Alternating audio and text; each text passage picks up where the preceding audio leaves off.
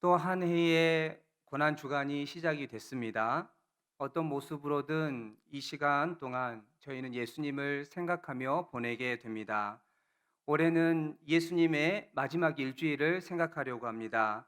예수님께서 걸어가셨던 그 발자취를 우리가 화두로 삼아서 우리 자신을 돌아보고 또 결단하면서 우리에게 주어진 인생의 그리고 신앙의 이 아름다운 순례 여정을 갖고자 이 특별 새벽 예배를 준비해 보았습니다. 모쪼록 이 특별 새벽 예배를 통해서 예수님의 마지막 그 일주일의 행적을 우리들의 마음속에 새기시고 또 새기시는 그 동안에 성령님의 은혜와 위로가 있으시기를 주님의 이름으로 축복합니다. 오늘 읽으셨던 이 본문은 고난 주간 둘째 날이었던 바로 이 월요일에 있었던 예수님의 두 가지 행적을 담고 있습니다. 그 행적은 열매 맺지 못했던 무화과 나무를 저주하셨던 것과 또한 본질을 잃어버렸던 성전을 예수님께서 친히 뒤엎고 정화하셨던 그 두 가지 사건을 담고 있습니다. 하지만 예수님의 이 월요일 행적은 그 전날이었던 일요일 오후부터 시작되고 있었던 것을 우리는 볼 수 있습니다. 일요일 오후에 예수님은 이와 같은 일을 행하고 계셨습니다. 우리 11장 11절 말씀 한번 같이 보도록 하겠습니다. 11절 말씀입니다. 예수께서 예루살렘에 이르러 성전에 들어가사 모든 것을 둘러보시고 때가 이미 저물매 12제자를 데리시고 베다니에 나아가시니라.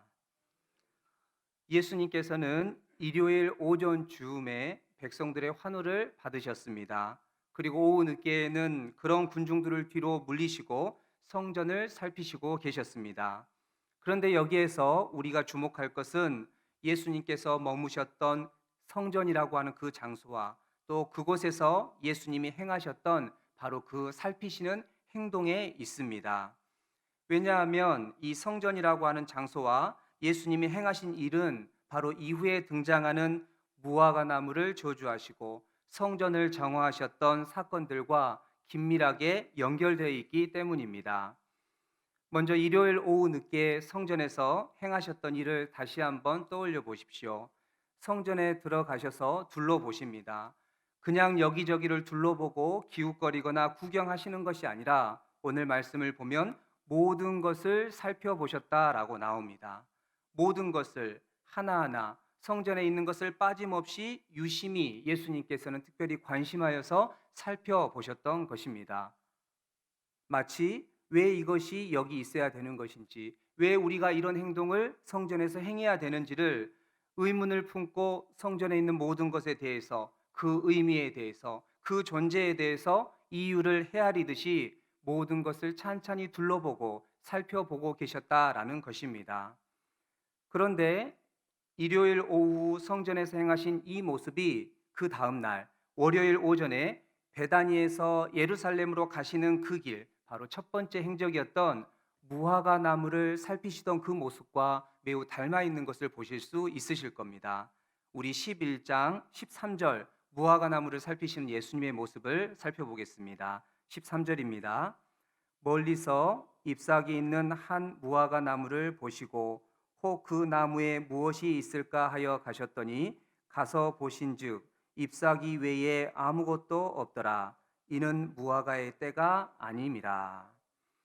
잎사귀가 풍성해서 멋져 보이는 무화과 나무 하나를 예수님이 보셨습니다. 거기에 무언가 있을 것이라는 기대를 품고 가셨던 거죠. 가까이 다가섰고 이리저리 예수님께서는 잎사귀를 헤집으면서 열매가 있지 않을까 싶어 보고 또 보시지만 결국 단 하나의 열매도 발견할 수가 없었습니다. 무화과 나무를 이리저리 살펴보고 자세히 보았지만 거기에는 기대하셨던 열매를 아무것도 얻을 수 없었던 것이죠. 예수님의 기대는 어그러졌고 실망으로 되돌아왔습니다. 그런데 이것이 우연이었을까요? 예수님은 이 기대와 실망, 그 분노의 감정을 그날 오후에 또 똑같이 경험하게 되신 것입니다. 물론 이번에는 그 경험이 무화과 나무가 아니라 성전에서 느꼈다고 말하고 있습니다. 오후에 있었던 15절에서 17절 말씀을 읽어보겠습니다. 길지만 한 절씩 저희가 교독하도록 하겠습니다. 15절입니다. 제가 먼저 하겠습니다. 그들이 예루살렘에 들어가니라. 예수께서 성전에 들어가사 성전 안에서 매매하는 자들을 내쫓으시며 돈 바꾸는 자들의 상과 비둘기 파는 자들의 의자를 둘러 엎으시며 아무나 물건을 가지고 성전 안으로 지나다님을 허락하지 아니하시고, 같이 합니다. 이에 가르쳐 이르시되 기록된 바 내 집은 만민이 기도하는 집이라 칭함을 받으리라 하지 아니하였느냐. 너희는 강도의 소굴을 만들었도다 하시매. 예수님의 그 마음이 혹시 느껴지십니까? 예수님은 성전에 대한 기대가 있으셨습니다. 예수님께서는 성전을 향해 소망하는 바도 있으셨습니다. 바로 만민이 기도하는 집이었습니다. 혹은 만민을 위해 기도하는 집이 그 성전이 되기를 원하고 계셨던 것인지도 모릅니다. 유대인의 하나님이 되실 뿐만이 아니라 이방인의 하나님도 되셔서 누구든지 그곳에서는 하나님을 만나고 교제하기를 원하고 계셨다는 것을 우리는 읽을 수 있습니다. 자신들만을 위한 하나님이 아니라 바로 만민을 위하는 만민의 하나님이 되는 것이 바로 성전의 본질이어야 된다는 그런 기대를 어쩌면 예수님은 하고 계셨는지도 모르는 것 같습니다. 실제로 성전에서는 유대인들을 위한 성전만이 아니라 이방인들을 위한 구별된 뜰을 따로 마련해 두고 있었습니다. 그러나 이 당시에는 이미 이방인의 뜰에서 오늘 읽으셨던 바와 같이 자신들의 종교 생활을 위해서, 제사를 위해서 매매하고 돈을 바꾸는 일들이 행해지고 있었습니다. 여러분, 성전에서 돈을 바꾸고 매매하고 떠드는 소리가 들릴 때 그곳에서 기도를 하는 것이 수월하겠습니까? 어렵겠습니까? 바로 그와 같은 일이 이방인의 뜰에서 일어나고 있었던 것입니다. 만민에게 주어졌던 마지막 은혜의 공간이었습니다. 그 마지막 은혜의 공간을 바로 유대인들이 자신의 신앙이라고 하는 이름으로, 종교 생활이라고 하는 명분으로 그들의 은혜를 강탈하고서 바로 강도의 소굴과 같은 모습을 보이고 있었다는 것입니다. 그들의 성전에서의 삶은 열매 없는 무화과 나무와 다를 바가 없었던 것입니다. 그리고 그들의 내면 세계 역시도 그것과 큰 차이가 없었습니다. 나무는 열매를 맺을 때 자신을 위해서 맺는 것이 아니라고 합니다. 그 열매는 자신이 아니라 누군가를 위해서, 그리고 다른 사람을 위해서 그 열매를 사용한다고 합니다. 배고픈 사람들의 요기가 되기도 하고 시장한 이들의 먹거리가 될 수 있는 것이 바로 열매의 기능이라고 합니다. 즉 예수님께서는 본질을 잃어버린 성전과 그리고 신앙의 이 민낯을 열매가 없이 잎사귀만 무성한 무화과 나무를 통해서 유대인들을 보셨고 성전의 깊은 속성을 보고 계셨던 것입니다.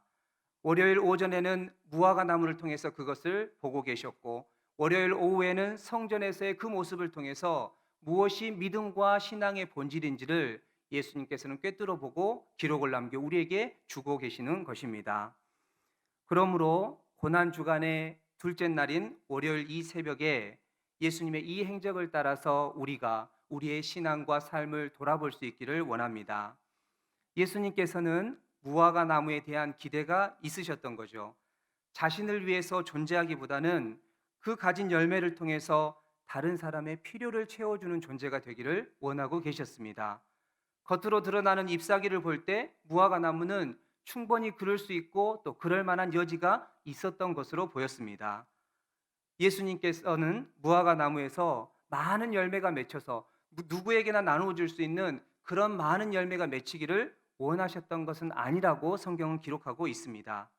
잎사귀 말고는 하나도 열매가 없는, 아무 열매가 없는 바로 오로지 잎사귀로만 존재하고 있던 그 나무에게 실망하셨고 분노하셨다라고 말합니다. 그러므로 우리의 열정을, 그러므로 우리에게 주신 하나님의 모든 지혜와 은사를 우리의 잎사귀의 무성함을 위해서 사용하는 것이 아니라 열매를 맺는 데 사용할 수 있는 저와 여러분이 되기를 원합니다. 풍성한 열매가 아니어도 괜찮다고 말씀하십니다. 단 하나의 열매를 맺더라도 그 열매를 누군가를 위해서 나누고 사용할 수 있는 그 열매 맺는 과정에 우리의 모든 영적인 삶과 에너지를 집중하고 쏟아낼 수 있는 이 시간이 될 수 있기를 바랍니다. 잎사귀는 시간이 지나면 마르고 떨어집니다. 그런 잎사귀와 같은 것이 아니라 누군가의 필요와 허기를 채워주는 작은 열매라도 맺기 위해 걸어가는 이번 고난주간과 우리의 신앙 여정이 되시기를 주님의 이름으로 축복드립니다. 두 번째는 성전을 정화하시고 성전의 본래 모습을 기대하시는 이 예수님의 삶 모습도 묵상해 보시기를 부탁드립니다. 성전과 같은 우리의 삶과 그리고 우리의 내면 세계에는 여러 잡다한 것들이 섞여 있습니다. 우리 안에는 오늘 말씀처럼 내쫓아야 될 것들이 존재합니다. 때로는 둘러 엎어야 될 것도 존재합니다. 때로는 우리의 삶과 마음 속에 출입하지 않아야 될 것들이 우리의 마음과 생활 중에 깊이 들어와서 자리를 잡고 있는 것도 있습니다. 그것은 어떤 행동 하나를 바꾸거나 습관 하나를 바꾸는 것이 아니라 정말로 우리의 신앙의 본질이 무엇인가를 생각하고 우리의 신앙의 관점과 연결되어 있다는 것을 한번 깊이 오늘 생각해 보시기를 부탁드립니다. 그리고 하나님의 은혜라고 하는 것, 이 하나님의 은혜를 나만 독점하고 누리는 것이 아니라 만민을 위해서 나누어 주고 만민을 위해서 기도할 수 있는 그 은혜와 평화가 하나님의 은혜와 평화가 만인에게 흘러갈 수 있도록 우리가 그 자리와 길을 열어줄 수 있는 삶이 되기를 원합니다. 신앙의 초점이 내 은혜와 내 삶이 아니라 내 주변의 이웃들에게도 이동되고 확장될 수 있는 만민을 위해 기도하는 우리의 신앙과 여정이 되기를 주님의 이름으로 부탁드립니다. 성전된 우리를 향한 예수님의 기대가 무엇인지 또 우리 신앙생활의 본질이 어디에 있는지를 살피고 기도하고 또 하나님께 결단하는 이번 고난주간 그리고 우리의 여정이 되시기를 주님의 이름으로 부탁드리며 축복합니다.